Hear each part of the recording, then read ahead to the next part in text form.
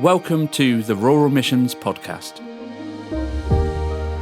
We exist to enable rural churches in God's mission.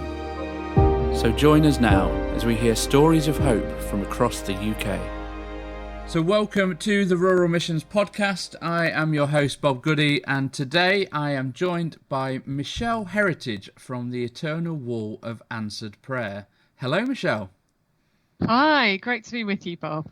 So thank you so much for joining us. I first met Michelle back at Spring Harvest Festival over the Easter period, and I really got a real sense of this is something that our rural communities, our rural churches, our Christians in rural areas really need to get a handle on.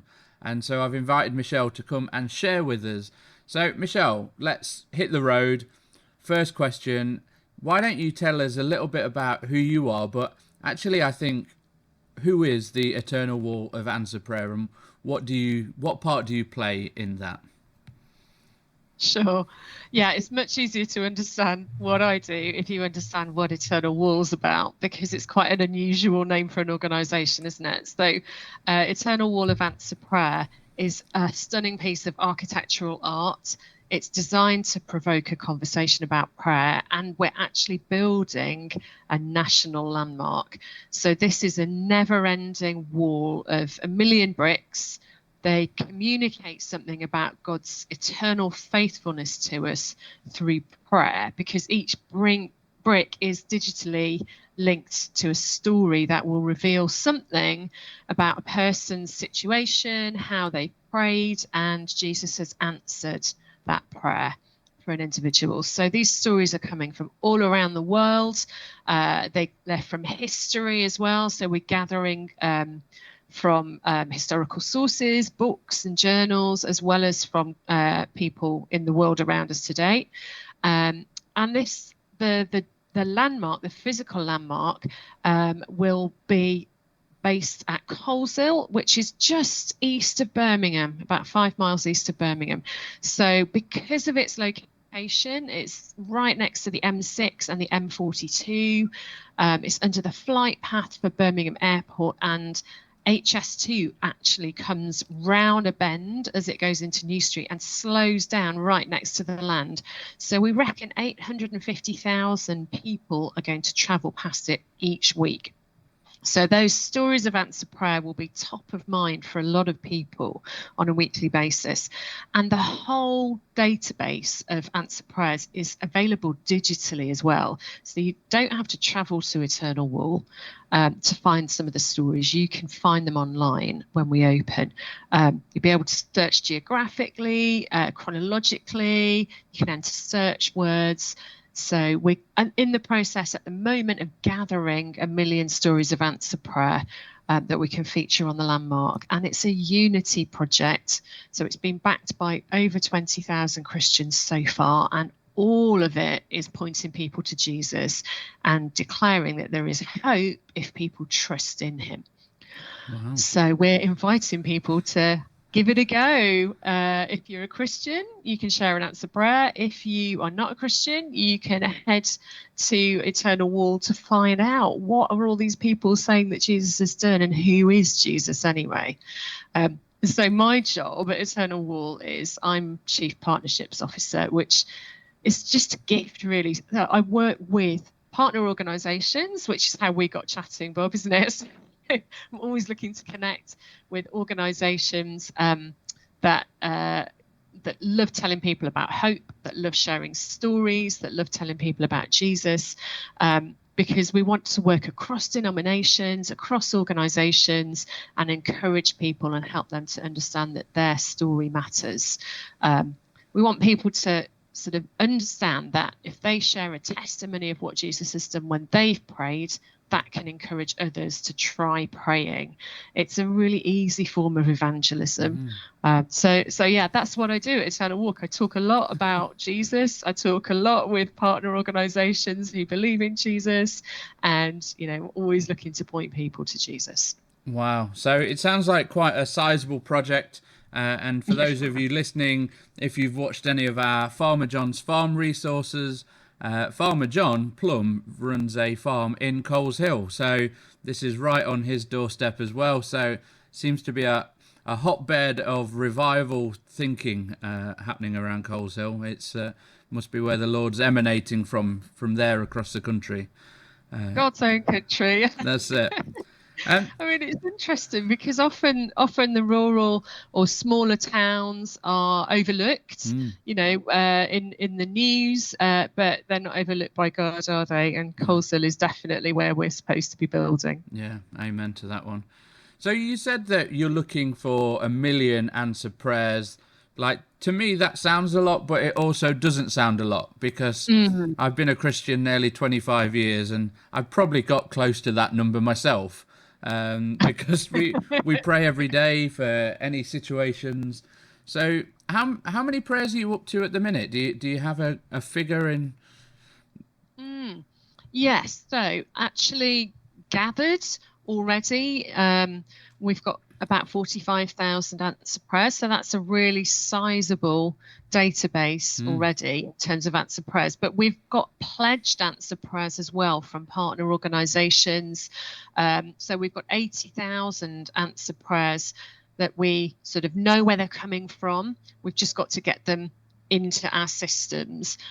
So yeah, we're in really good shape. What we would love to do for opening day is have 250,000 answered prayers in the system, sort of ready to go, already searchable, and over time build up to the 1 million. But we're really confident that we're going to go well beyond the 1 million. So we talk about 1 million bricks, but the great thing about bricks is they've got 6 sides to them, and so we'll just keep going because the digital database isn't limited, you know. So we don't want to limit the opportunities for people to share stories about prayer. The whole thing is encouraging people to make sharing testimony part of their everyday life. Yeah. No, that's good. That's good. And I know when we spoke, Michelle, you were saying that, and you've just been sharing here on this podcast, that you're looking for historical answered prayer, that you're searching through databases and reading old diaries of people from history and those kind of things. But I know we looked at that you were allocating specific spaces and groups of prayer bricks for certain areas. And I know one of those that really drew me in was rural. So what does that mean? What does it mean that you've allocated some space for rural? What's your hope for the Eternal Wall of Answered Prayer out of our rural communities? Yeah, well, our hope and our vision is that when people come to Eternal Wall, wherever they're from, they will be able to type in the search word of their hometown, city or village, and they'll find answered prayer. So if they're thinking, well, has God ever done anything where I live? And they're not feeling very hopeful, they'll be blown away and find not just 1 or 2, but, you know, maybe find 10, 20, 100 answered prayers from the very place that they live. Some of them may be from 200 years ago, some may be from the present day, some might be from the very early days of Christianity in the UK. So it's a big task, but we just think slicing up the pie, if you think of it like a pie of 1 million answered prayers, we want to make sure 3/4 of the pie is allocated to the UK because we're building a UK landmark. And we want to make sure that within that, every part of the UK is representing according to its population size. And then we're leaving 1/4 of a pie for the rest of the world because we want to show, you know, we believe that this is something that God is doing around the world. And it's just amazing to see that the different kind of prayers that people pray in different communities. And, you know, a rural community might be praying different prayers to prayers in the city because, you know, there's more of a focus, certainly in a farming community, more of a focus on the weather, on sort of reliance on nature, you know, and a synergy with nature than you might have in a city environment where you might have very different concerns to do with congestion. And, you know, some of those everyday answered prayers actually are really great to feature because they show, oh, well, life looks different, but God is really faithful and he's working in our situation and he cares about the unique circumstances that we live in. So are you starting to see a bit of a crossness of little prayers and big prayers? Not that there is much differential in God's eyes, but are you getting those I'm praying for parking spots and I get parking spots, and I'm praying for revival and breakthrough. Are you getting that Yeah. cross section? Yeah, I mean, yes, we are. And it's really fascinating. And that's powerful because, we have got resurrection stories Wow. from the UK, from really early sort of days of the monastic movements in the 6th century, right through to, I've talked to people who've raised people from the dead in their own families, or while they've been on holiday, even, bonkers things that are happening. And yet, actually, there's some really beautiful stories of very simple prayers that people have prayed. Like there's a lovely one from an older lady who had lost her hearing aids, and she just said, God, I'm an old lady, but you know that I really need my hearing aids. Where are they? And God told her really specifically, go to your local petrol station. And she said, well, I've not even used the car. I've walked to the hairdressers. Why would they be there? But she went, and somebody had handed her hearing aids in there, and it showed her that God really cared about something that was very important in her everyday life. And so to see those juxtaposed is really powerful. And I think as a non-believer coming in and investigating Jesus for the first time, if all you saw was a million resurrection stories, you'd probably think, well, this is so far beyond anything I can comprehend. Whereas to put that alongside the everyday and see, wow, okay, God really is in every part of my life. If I invite him in, that's really powerful. No, that's good. And recently there's been a lot of research and a lot of chatter around the quiet revival, and how much are people intentionally praying about young adults coming into church. And obviously we're starting to see fruition from that prayer, from people reaching out. Absolutely. And I'm sure as you've looked through the heritage side of stuff and looking into the history, in a few weeks' time, I'm in Mo Cop, where the great Oh, revival of Mo Cop came from. And sure. you think the answered prayers of the generations, and even now the fruition of prayers that were prayed centuries ago, are only just now starting to see light as well. And you think, wow, why don't we pray some more? That's a good thing Yeah. a good space to be.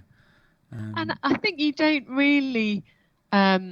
necessarily understand the history of your area, if you're not really switched on to this revival history. But when you start to hear about the things that God's done right where you're living, it can really blow your mind and make you way more expectant about how you should be praying in the current day. Yeah. I found that in my own city, when I've researched it and realized some phenomenal things that have happened, and moves of God coming through the city. And I've realized, wow, okay, well, it's not like it's an isolated incident. This is consistent. And when people humble and pray, then God is really faithful to move. So, yeah. Yeah, and again, when I was at Mo Cop for the first time and visited, I'd never heard of it, and it wasn't So I until I driven was past it. stood on this hill next to this crumbled little castle, and the Methodist minister Yan Yan was chatting to me and sharing, like, this is what happened, and people gathered and tents were set up, and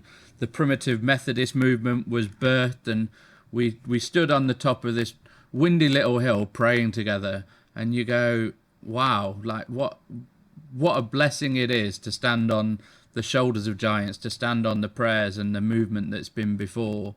And Absolutely. yeah, completely. Yeah.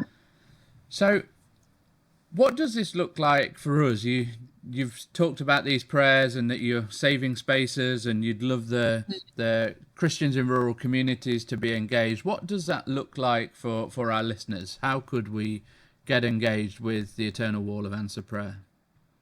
I think there's a couple of really key ways which would be fantastic. I mean, we would love to have answer prayers in from your listeners, because we need those answer prayers to represent the rural community.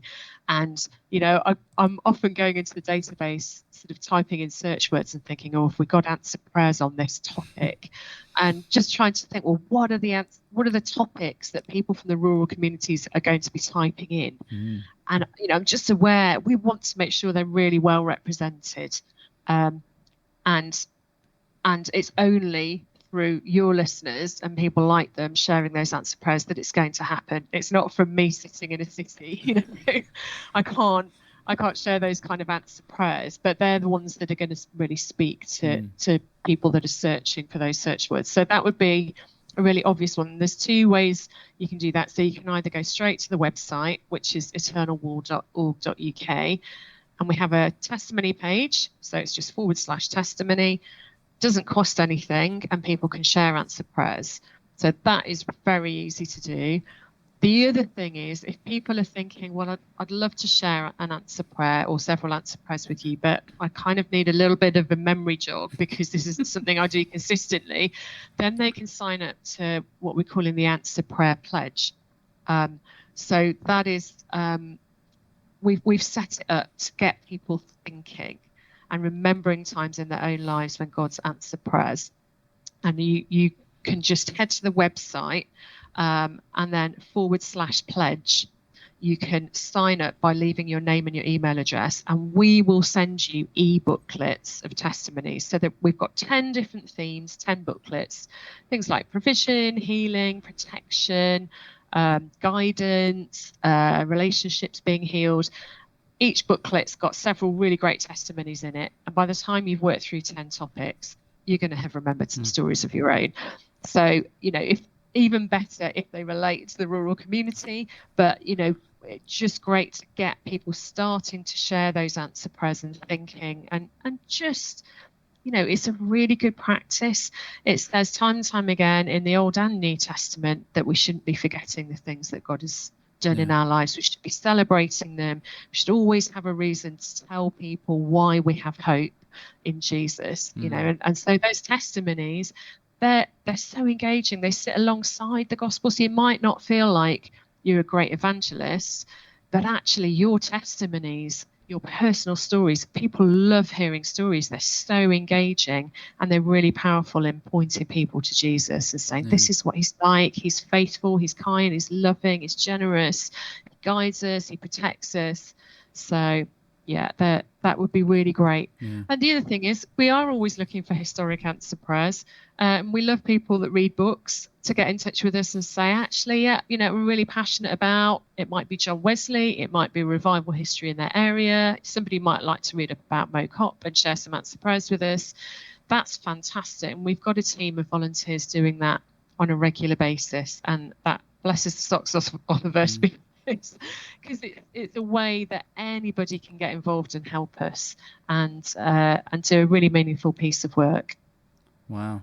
So that sounds incredible. And like, if nothing else, if you're listening and you think, what does answer prayer look like? Head to eternalwall.org.uk and get those pledge booklets coming through into your inbox, because how encouraging is that you've got 10 booklets already that you can send out to people to go, here's a whole load of answer prayer on guidance, a whole load on provision. Like, what a blessing that is, just to be able to sit and read those.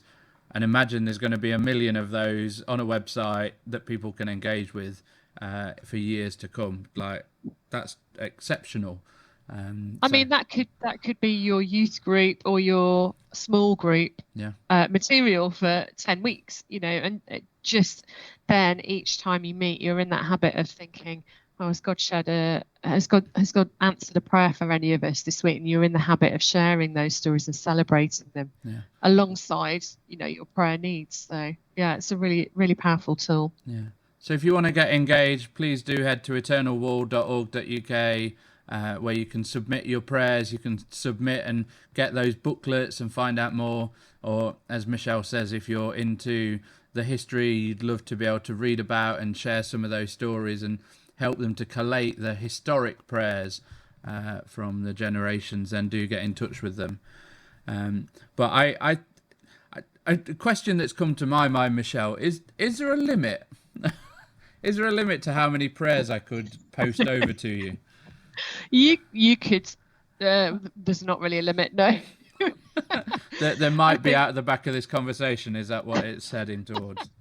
Well, I think we've learned that nobody has sort of sent so many in that we felt forced to put a limit. It's just incredibly encouraging. And some missionaries have sent us many answer prayers, and they've been incredible. They're so encouraging. So we don't want to limit people. We feel like if the testimonies are out there, fantastic, let's get them in. We'll go beyond the million and keep going. So and just to encourage people, we at Rural Missions are going to take this seriously as well. So our team are going to get behind this and start to send some prayers through.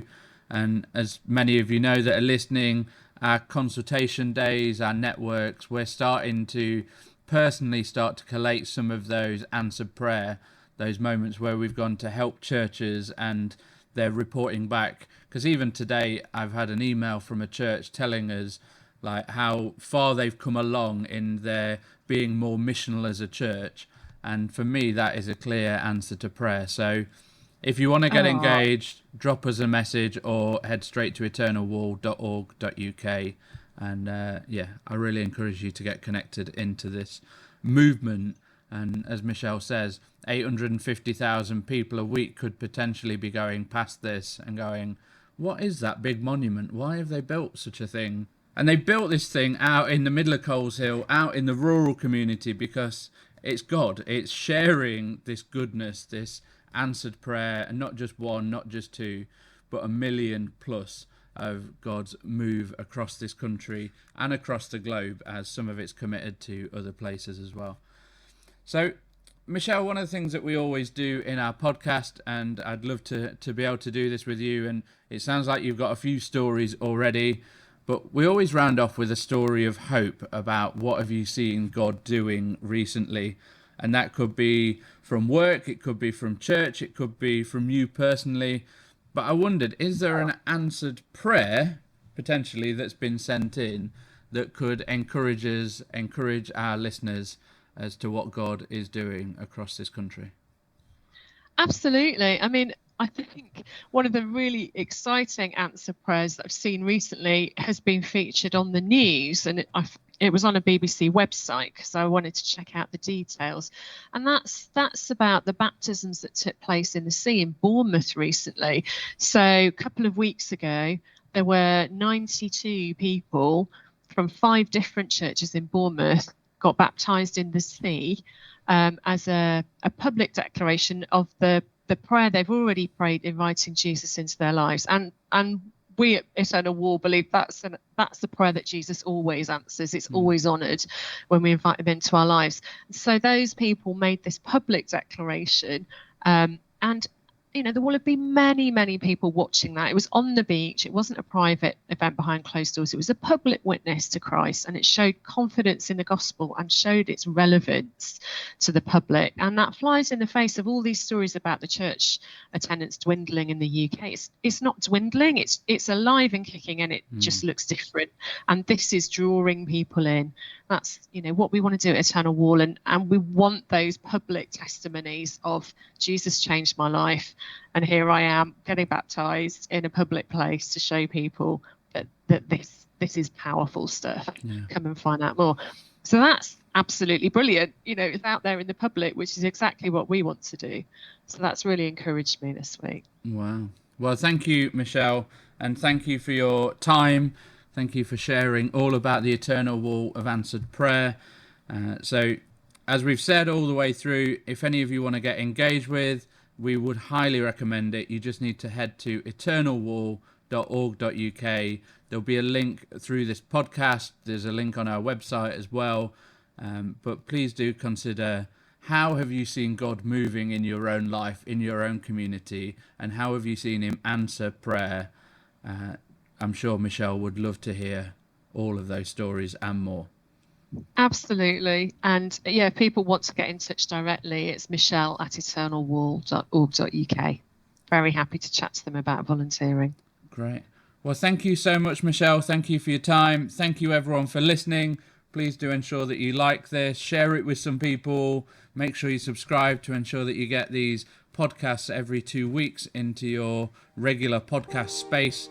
And please do join us next time, where we'll have another great guest coming to share what God is up to across our rural communities. So God bless you, and we'll speak again soon. To find out how we can support your church, head to ruralmissions.org.uk.